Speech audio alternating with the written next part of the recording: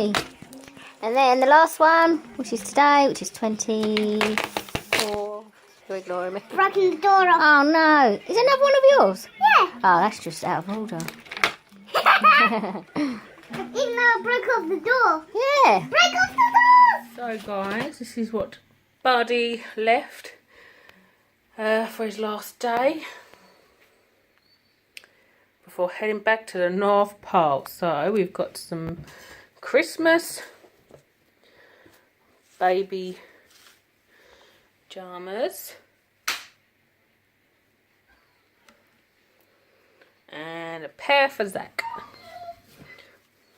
It's got trousers put over there. I'll put this one out. So this one's Zach's. So they're kind of matching with their reindeer jammies. So thank you, Buddy. And he left a little note, so let's give that a read. So it says, "Yay, big bro, congrats on being a big brother. This is my last night here. I will be leaving to help Santa for the big journey. I look forward to coming back next year to visit you and your brother. I left these PJs out for you both to wear for Santa. See you next year. Love, Buddy." Oh, gonna miss this little guy. Bye, Buddy. Hey guys, sorry it's a bit dark. I'm filming on my phone and the room's just dimly lit because Bubba's asleep. Yes, Bubba is here. He arrived early hours on Friday, so 22nd. So it's nice to have him here for Christmas because that's what I was hoping for. I didn't want him to be late or have to go in and have to really be induced. You know, that was sort of the last kind of thing you want, especially after Christmas, you know, when you want all excitement before. But yeah, so we're both doing well. I will show you baby in a second, guys. Yes, I just thought I'd just let you know that he is here. Zach's super happy. Zach's actually playing next door with his friends at the moment, so it's quite quiet. Yeah, so just wanted to say Merry Christmas to you guys as well. I can't believe how fast it's actually come round this year. It's super fast, and obviously like being pregnant and having the SPD and the issues, obviously we're a bit sort of delayed this year. So even now today, Christmas Eve, guys, I'm just like, it's just been a manic day. It's just been busy. So yeah, just sort of sorting out the last few things and cooking the meat and just madness. But can't wait for tomorrow morning.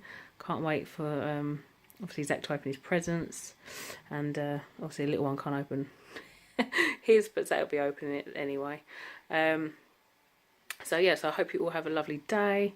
I probably will be filming a little bit of it, and probably just put up on a vlog at some point after Christmas or maybe tomorrow evening, not sure yet. It just depends what's happening. Yes guys, so yeah, labour was pretty much, it was spontaneous. I literally woke up Thursday and I was just like, I've had enough, you know, I'm fed up. I literally prayed that baby would come. I was just like, come on, get him out, you know, come on. Someone, you know, up there. Oh, just help me, because, you know, any of you have had SPD and pregnancy, you know how bad it gets. And obviously the nights were just awful. So I was just hoping that yeah, baby would come before Christmas. So yeah, obviously I wouldn't be in pain over Christmas and suffering, because obviously I've been a bit down as well with it. So obviously it wasn't nice for Zach to see, obviously, like me getting upset and that. So luckily everything worked out. So Thursday, woke up, hadn't felt much movements, so obviously I rang my midwife and we had a chat, and they said like, sorry about it guys, Zach and his mates just popped in, so they had a little play. Anyway, where do we get to? Yeah, so Thursday they said like to come in, get monitored for the baby's movements, which I did. So yeah, so getting ready to go in. It's come up for about like late afternoon, and then my waters started leaking while I was still at home. So obviously I rang my midwife and I was like, just stood in the kitchen, felt like I peed myself. And she was like, oh, that's fine, it'll just be your water starting to break, which is good news, because obviously that means that at some point within the next sort of, you know, it could be a few hours or the next day. Sometimes they can give you 24 hours, like if your waters break, for contractions and things to actually start. So she was like, come in anyway for the monitoring and see how you go from there. So went in, done all that, and it was pretty late by then. It was like 6, half 6 in the evening, and one of the midwives said to me, like, you know, because obviously your waters are still leaking and haven't like fully, it's not like fully emptied yet, which obviously can take quite a while. They can send me home if I want them to. But I said, well, I prefer, like, I feel safer obviously staying in hospital and getting, you know, monitored by them. Just to obviously, you know, because I was a bit nervous, obviously, because they say like obviously the second babies can come quite a lot sooner than the first. So that was my sort of biggest concern, is that obviously going home and then not having long enough to sort of get back into the hospital. So I said, that's fine, they'll find us a room, and we can stay there. So they did, which was good. Kept going for a walk with my aunt around the hospital. Yeah, so we just chilled, had a laugh. Yeah, so just basically, obviously the water just kept going, and then obviously probably about coming up for like 10ish, my aunt had to leave obviously because she had work. So that was fine. I had our bed. I was just in like a 2-bedroom, so just with one other lady. So that was nice. It was nice and dark, so just chilled out. Next minute I started getting contractions. So this is like later in the evening, so my contractions started to start. Obviously they wasn't like painful, they were just all a bit like, ooh, like a bit stronger than your Braxton Hicks. So obviously they were monitoring the baby anyway, on and off. So I let them know. And then obviously I had quite a strong one. It wasn't painful, but it was quite strong. And then gush of water came out, and I was just like, oh my god. But I thought that was it. So yeah, so I had to go and get changed and everything. And obviously they just kept monitoring. So over the next couple of hours it was just still the same. It was like every contraction it was still bits of water coming out, till I don't know what time it was now, because that was the contractions started getting really bad, and I had to press the bell for like the woman to come through, because I was literally like starting to cry through the contractions.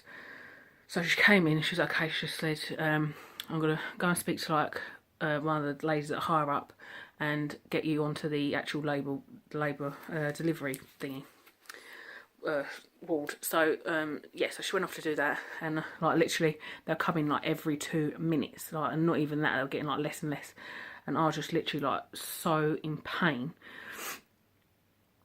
And what did they do now? They came in, I couldn't get off the bed. I could not get off the bed, because every time I sat up a contraction started, and I just like collapsed because of the pain, like back down. So they said, right, we'll wheel the bed into the room. So they took me off and in there, and I was still screaming, and I was literally, I went from like 5, no, I was at like 4 when they first checked, obviously before they took me, and then I was hitting a 5, and then I think before I got to the room I was at a 6 already, and then by the time I got into the room I was at an 8. So that's how fast it was going.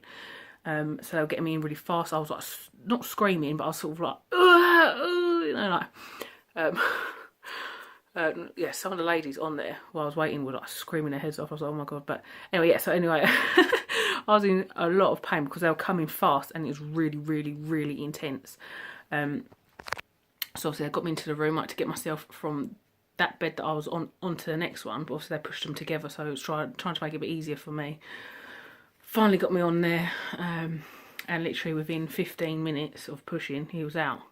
You know, that's how fast it went. But I was in so much pain, because like with Zach, it was like a 12-hour labour, so from like start to finish it was 12 hours, and obviously the contractions, you know, were painful. I had gas and air, but because it was like a long process, I wasn't in as much pain as I was feeling this time round. So this time it was just bang, bang, bang, baby there. That's how strong and painful it was. So yeah, again, I only had gas and air. I did go in and did say to him, like, I did want epidural only because of my spine. I do suffer with my spine. And obviously with Zach, when I was going through labour with him, it felt like my spine was going to explode, and it was just really horrendous pain I was in with my spine. So they said that was fine, and they went off to actually set up an epidural. They had it all set up for me in the room. But they said, Sorry, just listening to Zach. But they said, obviously, they don't think they can get in me, and by the time they do, it's going to be too late because the baby's literally going to be, and I was literally at a stage like from between 5 and 6, I was already wanting to push, and they were like, don't push, you've got to try it and get through it. But obviously your body's like in that state of like needing to push, and your brain's like fighting not to. It's a really weird combination. So yeah, so I was in that point because obviously the cervix, there's still a bit of cervix in front, so obviously they're like, don't push because it can like rupture and cause damage and stuff like that. So I was trying not to push, but obviously the body's pushing as well. And then they gave me gas and air, which was really helpful to me. But I was afterwards, my whole jaw and my mouth was killing me. Just because like how hard I was pressing down like on it, like gripping with the pain. But yeah, so luckily I only had one tear with him, so I do have stitches. I'm pretty sore, tired. But yeah, he's been such a good baby, guys. Like even through the night, he's just literally, he just sleeps. You know, he doesn't even wake up for a feed. You know, I have to wake him, give him a feed, and he's conked out again. But yeah, no, he's a really good baby at the moment. So hopefully it won't change. Zach's really loving him, big brother, giving cuddles, kisses. He loves holding him. Every night before he goes to bed, he's like, I've got to hold him and give him a kiss. But yeah, no, he's been great. So anyway, guys, that's the update. Luckily, he's here before Christmas because that is what I wanted. So thank you. Yeah, he's just wonderful. So anyway, guys, have a good Christmas. I hope you get everything you wanted. Oh, I've had a snowball. It's gone to my head, I think. Anyway, guys, I'm going to love yous and leave yous. So, guys, who's ready to meet Jensen? Here he comes. It's Jensen and Zach. Merry Christmas. Merry Christmas, everyone. Merry Christmas, everyone. And you're in your Christmas jammies. Yeah. Ready for bed. Ready for Santa. Coming tonight. Yeah, he is.